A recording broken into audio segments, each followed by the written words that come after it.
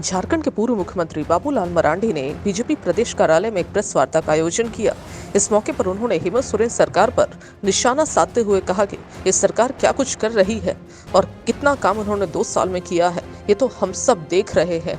लेकिन जिस तरीके से मुझे गोइलकेरा जाने से बीच सड़क पर ही रोक दिया गया और आगे जाने नहीं दिया जा रहा था, ये बेहद शर्मनाक है। अगर मैं वहां नहीं जाता तो सबसे पहले वहां के लोगों पर गलत असर पड़ता, वो लोग के बीच दहशत फैलता। आखिर एक नेता को जनता के बीच जाने से कैसे रोका जा सकता है? ये गंदी नीयत बताती है हेमंत सोरेन सरकार की। आइए सुनते हैं बाबूलाल मरांडी ने क्या कुछ कहा।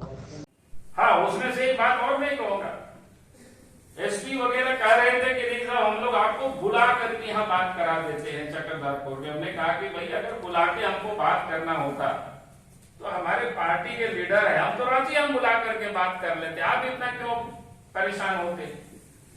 डीजी से बात होती है, डीजी को मैंने पूरी घटना बताया, वो भी वही रोना रो रहे थे सुरक्षा की। हमने डीजी को समझाया, बोले कैसे डीजी हो भाई,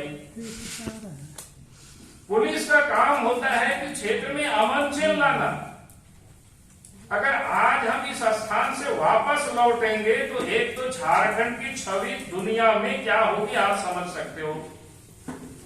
दिन के उजाला में 1 बजे अगर पुलिस हमको रोक रही होगी सोनवा जाने से, कोई जंगल नहीं है, हमें पूरा इलाका दिखा हुआ है, रोड भी अच्छी है, एक तो राज्य की छवि खराब होगी, दूसरी उस क्षेत्र में जो लोग रह रहे हैं, क्योंकि पूरा मनोहर विधानसभा क्षेत्र चक्रधरपुर से जो पश्चिम की ओर सड़कें जाती है, सोनवा प्रखंड है, गोइलकेरा प्रखंड है, मनोहरपुर प्रखंड है, आनंदपुर प्रखंड है, गुदड़ी प्रखंड है, पूरे विधानसभा उधर है, पूरे एक विधानसभा, तो वहां के लोगों में एक फिर दहशत पैदा होगी।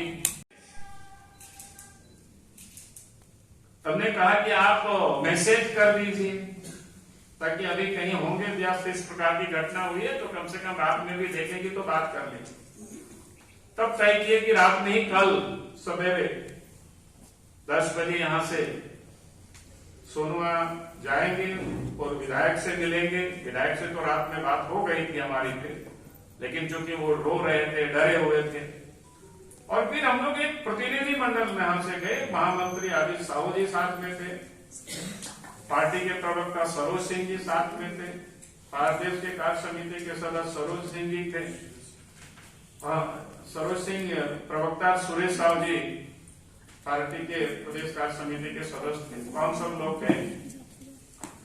और आश्चर्य ये होता है कि जब वहां हम लोग गए तो चक्रधरपुर में, चक्रधरपुर से जब सोनवा की ओर सड़कें जाती है, गाड़ी हम लोग मोड़े तो वहीं थाना है सामने, वहां डीएसपी आकर के खड़े हो गए कि नहीं नहीं आगे हम जाने नहीं देंगे। हमने कहा कि भाई जाने क्यों नहीं दोगे, मामला क्या है? तो बोला कि नहीं सुरक्षा के कारणों से।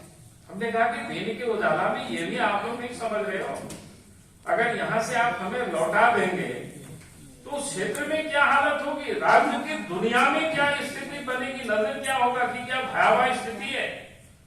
फिर आप वहां से हमें लौटा देते, उस इलाके में लोग तो और भयभीत हो जाएंगे, उग्रवादियों का हौसला बुलंद हो जाएगी।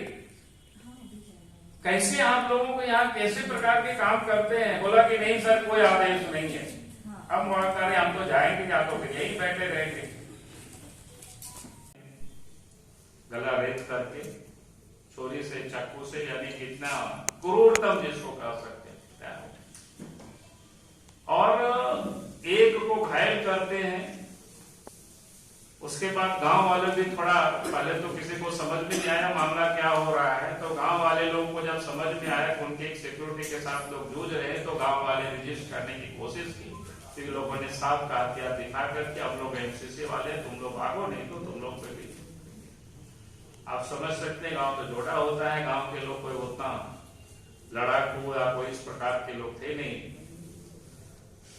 फिर उस समय और विधायक को भी समझ में आया, गुरुचरण नायक जी भी भागे भीड़ में, और जो घायल अवस्था में सिपाही थी वो भी भागे, लेकिन बाकी को तो दोनों वही मारना ये घटना थी।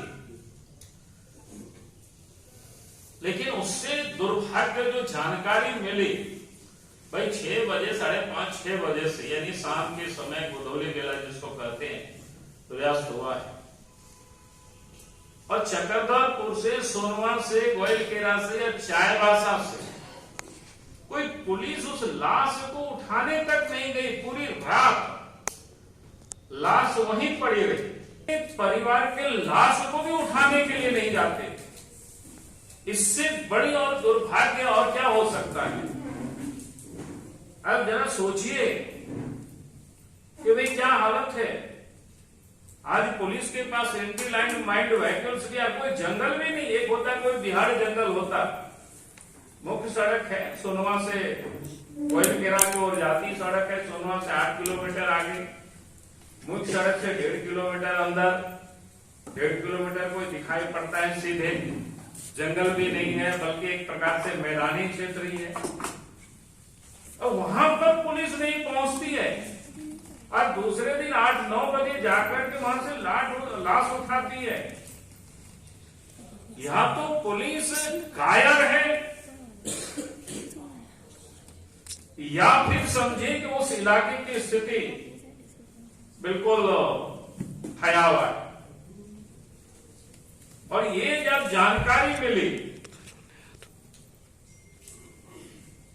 तो फिर हम सब ने जाने का प्रोग्राम बनाया था। तो फिर कल हम सब लोग पहुंचे। नहीं, एक बात तो मैं पहले बताऊं कि जब 4 तारीख की घटना घटी और खबर आई, खास करके मीडिया में, आजकल सोशल मीडिया में सबसे पहले न्यूज ब्रेकिंग होता है, उसी में मैंने देखा। फिर हमने अपने पीए को कहा कि भाई पहले एसपी से हमको बात कराओ तो कि थोड़ा पता करें क्या है वहां की मामला। एसपी से बात नहीं होती। उसके बाद सरकार ऐसे लोगों को रियायत करती है, ऐसे लोगों को बचाती है, तो यही माना जाएगा कि सरकार कभी अप्रत्यक्ष रूप से उनके पीछे हाथ रहा है। उस पर तो मैं इतना ही कहूंगा। आगे मैं झारखंड के संदर्भ में आप सबों के बीच में बात करना चाहूंगा। झारखंड राज्य की क्या स्थिति है, हम सब लोग पहले से कह रहे थे जब से प्रदेश में हेमंत सोरेन के नेतृत्व में यूपीए गठबंधन की सरकार बनी है। आम लोगों की उम्मीदें होती है नई सरकार बनी तो कुछ ना कुछ नए होगी, कुछ ना कुछ सुधार होगा। लेकिन सुधार तो एक कदम भी नहीं हुआ, बल्कि और सब कुछ बिगड़ते गया।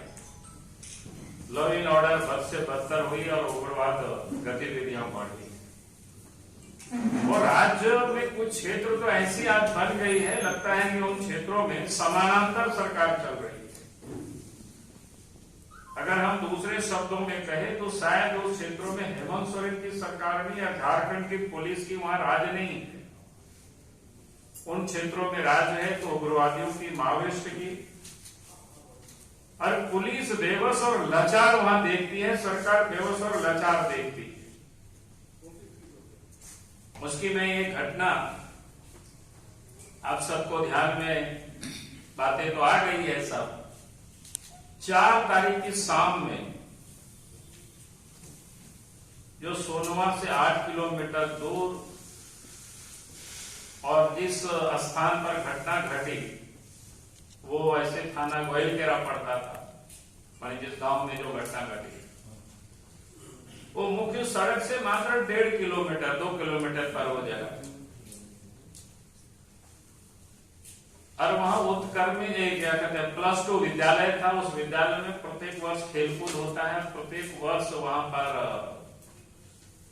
जो आज पूर्व विधायक गुरुचरण नायक जी वहां जाते थे।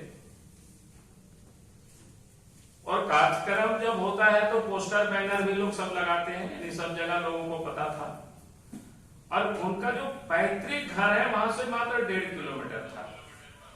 मैंने इसलिए इन बातों का उल्लेख यहाँ कर रहा हूं। पैतृक घर से मात्र 1.5 किलोमीटर जो उसकी दूरी थी। तो एक सवाल ये भी लोग कहते हैं ना पुलिस को खबर नहीं किए, बाकी नहीं किए, कि भाई गांव के आसपास में कोई पुलिस को क्या खबर करते हैं। अगर गांव में, मेरे गांव में कार्यक्रम हो, बाकी हो और प्रत्येक साल जाते हो और बाकी जो कार्यक्रम होता है, जो आयोजक होते हैं, पोस्टर इत्यादि तो लोग लगा के ही रखते हैं। और 4 तारीख को शाम में 5:30-6 बजे के बीच ये घटनाएं घटती है। आप सबको पता है कि उनके जो 3 सिक्योरिटी गार्ड थे उनमें से 2 को ऑन स्पॉट